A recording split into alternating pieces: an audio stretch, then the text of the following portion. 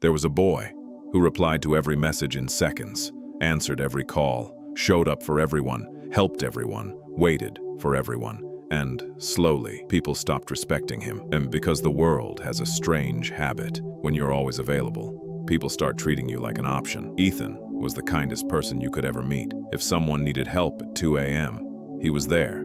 If friends needed money, he gave it. If someone needed emotional support, he stayed awake all night listening.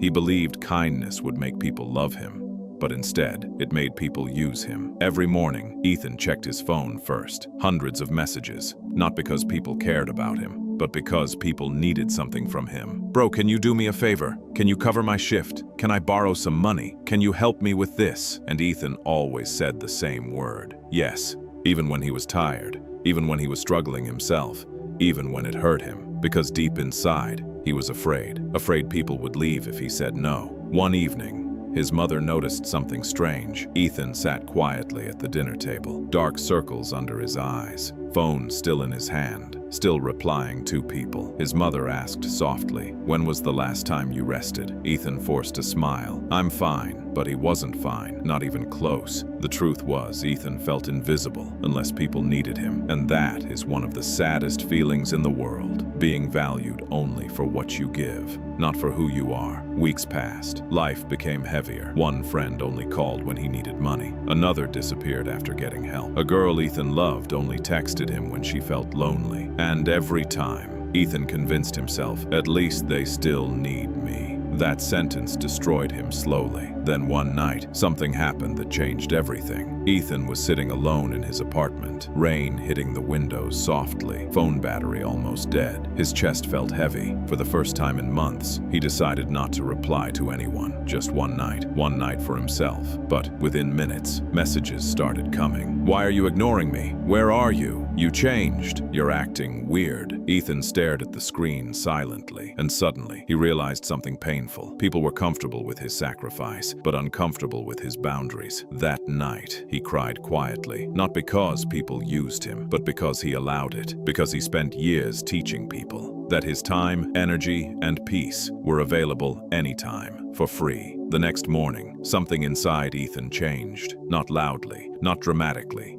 quietly, dangerously, quietly. He started saying one small word. No. At first, it felt impossible. A friend called asking for money again. Ethan took a deep breath. "I can't this time." Silence. Then came the guilt, the fear, the anxiety. What if they hate me? But something surprising happened. The world didn't end. Days later, another friend asked him to cancel his own plans to help him move houses. Old Ethan would have rushed immediately. But this time, Ethan replied calmly, "Sorry, I already have plans." The friend became cold instantly. "Oh, okay." No understanding, no respect, just disappointment. And in that moment, Ethan learned a powerful lesson. Some people only love your accessibility, not your presence. That realization hurt deeply, but it also freed him, because for the first time in his life, he stopped chasing approval. Slowly, Ethan began changing his life. He stopped replying instantly, stopped over-explaining himself, stopped sacrificing his peace to keep everyone comfortable. He started going to the gym, reading books, taking long walks alone, sitting in silence, learning himself. And, strangely, the less available he became, the more people respected him. Because people value what feels valuable, and nothing valuable is always available. Not diamonds, not gold, not time, and definitely not human energy. Months later, Ethan met the girl he once loved, the same girl who only texted when she was bored or lonely. This time, she looked at him differently, more curious,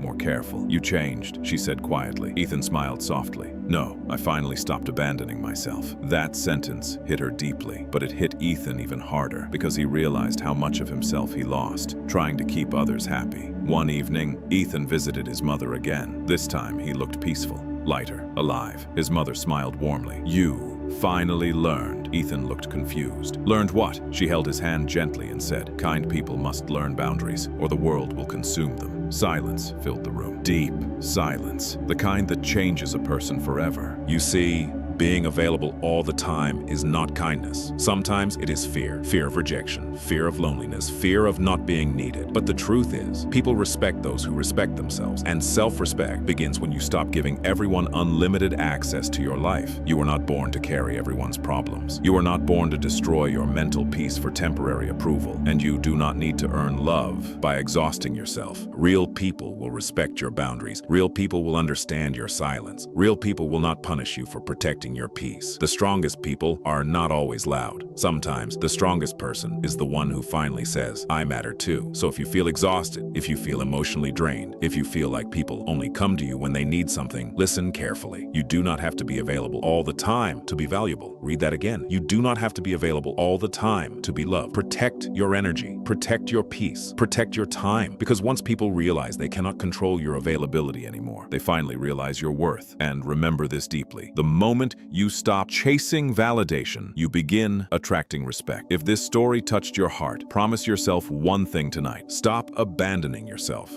just to keep others comfortable, because your peace matters too. Subscribe for more deep, emotional, motivational stories. One story can change a life forever.